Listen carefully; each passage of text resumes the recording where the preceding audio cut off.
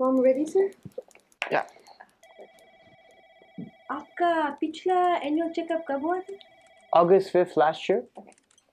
How long do I have before my appointment? I have a flight to New York to catch. आपके आगे 2 patients हैं, sir.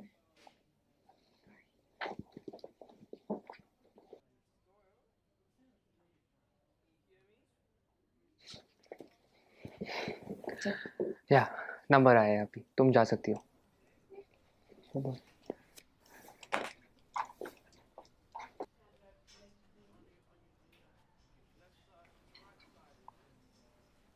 आप software engineer हो क्या?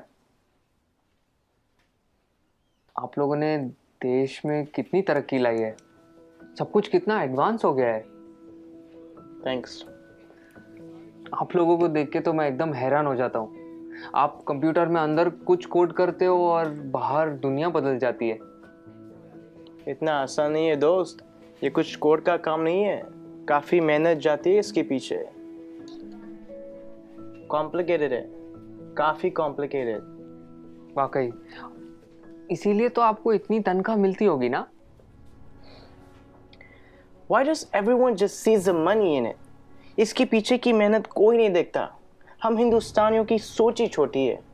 Just because मैं पूरा दिन AC ऑफिस में होता हूँ और obviously मुझे पसीना तो आता ही नहीं होगा, right? आप लोगों को ताकत यूज करनी होती है, हमें दिमाग लगाना होता है. ये बाल सफेद ऐसे ही नहीं होते. Let me give you an example. वो ECG मशीन देखो, सब कुछ कंप्यूटराइज्ड है. आपके बॉडी में क्या क्या चल रहा है सब कंप्यूटर से निकाल सकते हैं. प्लेन की, ट्रेन की, लाखों रिजर्वेशन ऑनलाइन होती है.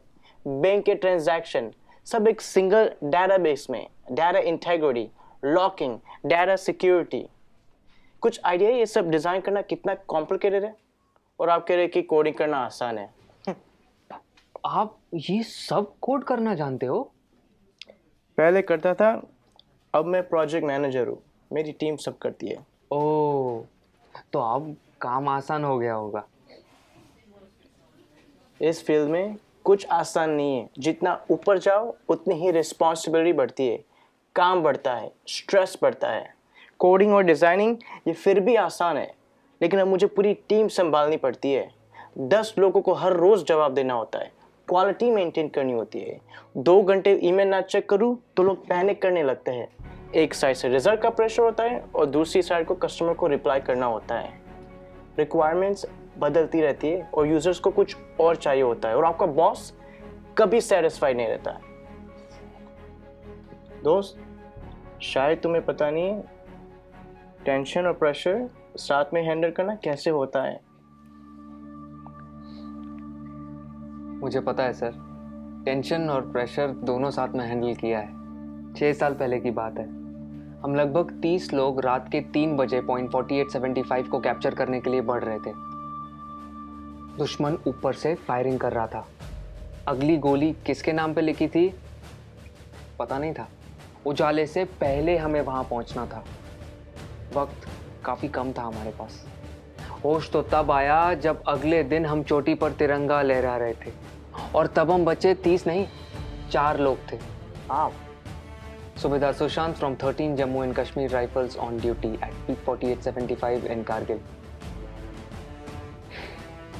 मुझे बताया गया है कि मेरी टर्म पूरी हो गई है और अब मुझे सॉफ्ट असाइनमेंट का ऑप्शन दिया जाएगा. पर आप ही बताइए सर, काम आसान करने के लिए कोई अपनी ड्यूटी छोड़ सकता है क्या? उस दिन हमारा एक जवान दोस्त बर्फ में जख्मी पड़ा था. उस पर दुश्मन की गोलियां चल रही थी.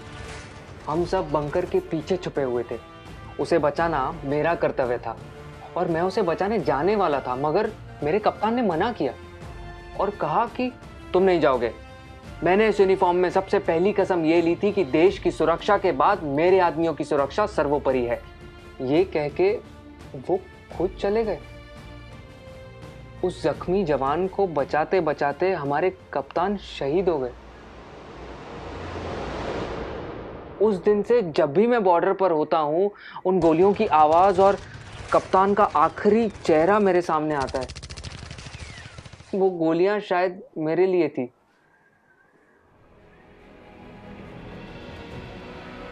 टेंशन और प्रेशर दोनों के साथ काम करना जानता हूँ मैं।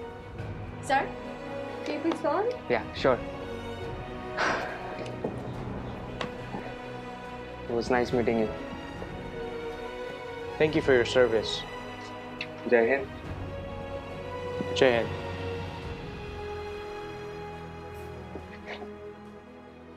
कभी खुद की जिंदगी से शिकवा होने लगे अगर, तो एक फौजी की जिंदगी के बारे में सोचना। खुद की हर मुश्किल आसान लगेगी।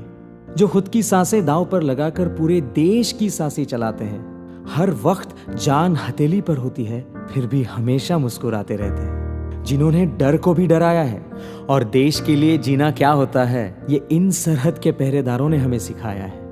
तो अगली बार जब कोई चुनौती तुमसे तुम्हारा सुख चैन छीनेगी, तो एक फौजी की जिंदगी के बारे में जरूर सोचना। खुद की हर मुश्किल आसान लगेगी।